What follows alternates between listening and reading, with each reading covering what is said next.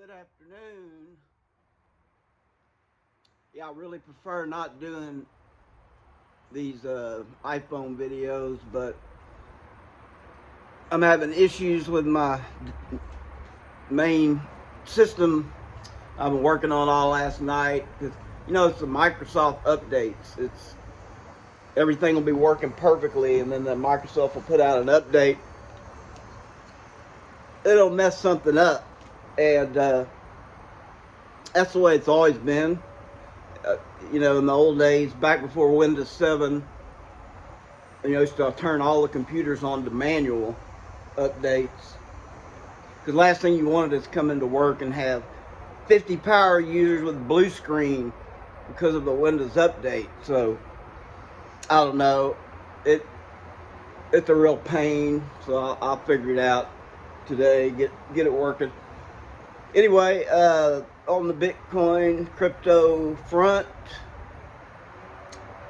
it appears that the bill, the big 2,700 page infrastructure bill, will go on to the Senate as is with no amendments, etc.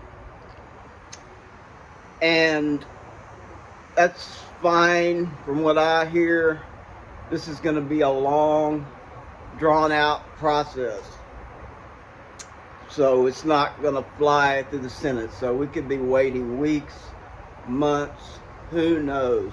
So what is amazing is yesterday,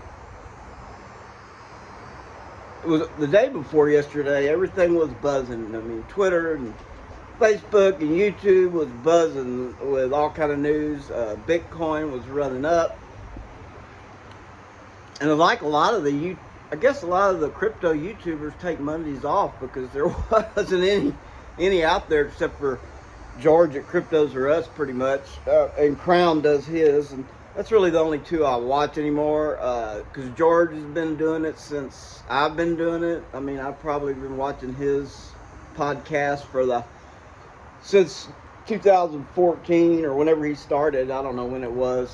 Could have been 17, but anyway, he was kicked off of YouTube for a while in 19, I think it was. I don't know for what, but anyway, so he's probably the most watched. And in Crown, I like him for his technical charts, and that's what I wanted to show on the computer was the charts he was showing going back to 2009. And he does all the macro, micro, long-term, short-term, mid-term technical analysis on charts, which I don't pay a lot of attention to anymore because it's not a point with Bitcoin.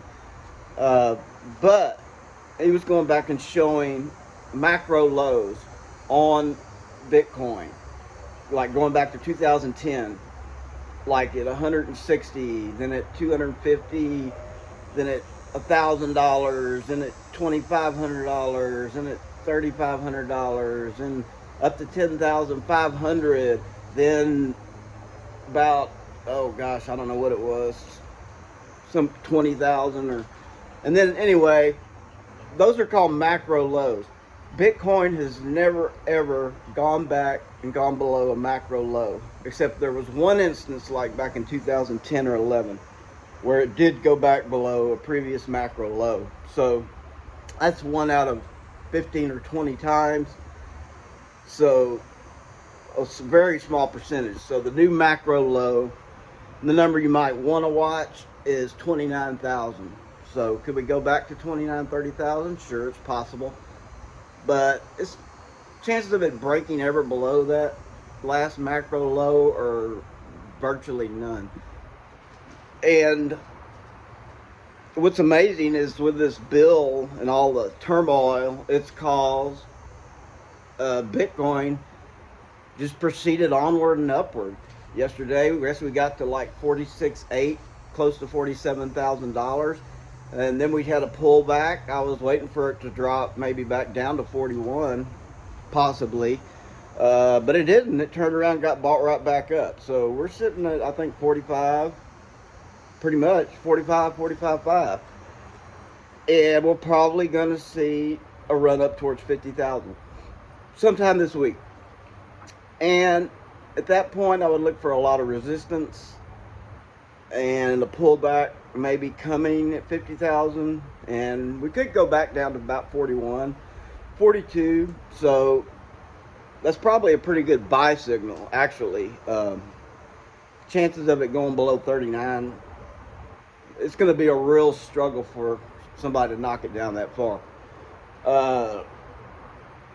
So going forward, yeah, looking at, I mean, if you bought some at 36 and you're in it for the short term, 48, man, that's a good number to jump out if you're going to jump. Could you miss out on a parabolic move? It's possible. I mean, really the smart thing to do is, what you just take out a percentage, or try to get your capital back and then leave the rest in. Because if we do break 50K, 51K, there is no resistance, or there's really not any price discovery. We went to 64 one time, and that was very quick, which doesn't create much price discovery. So that's key in parabolic runs. I mean, is there any previous price discoveries or things like that? So that's kind of where we're at, and it looks like we're holding, and I'm glad that it didn't run up to 50, 55 real quick, because anytime we have a parabolic run up like that, it's pretty much guaranteed you're going to have a 30%, 40% correction. So, I mean, not always, but most of the time. So, I'm thinking, 29 is the new macro low. I think that's going to flip over and end up being like 38, 39,000 eventually, once we get up high enough. And so we'll see what happens. So anyway, subscribe to the channel, hit the like button, hit the notification bell. So when I put out videos, because like yesterday I noticed none of my guys were putting out videos yesterday. I mean, it was quiet. It was really eerie compared to Monday, I guess it was, or Sunday. Yeah, Sunday. And so yeah, really quiet. So anyway, I've gotten onto Twitter. I've never used Twitter. I can see why it's so addicting, that's for sure. I've had an account since 2009 on there. It wasn't a Bitcoin account, but I converted it over to a Bitcoin account. Anyway, so I'm following all the people on there. A little bit on Instagram, and yeah, I really kind of let CloutHub go, man, because I was upset about that 1 post per hour thing. It's like, seriously, man. So I don't know if they stopped that or not. It's just too much work to try to use these new platforms. They got to make it easier and more friendly if they want you to stay. So we'll see.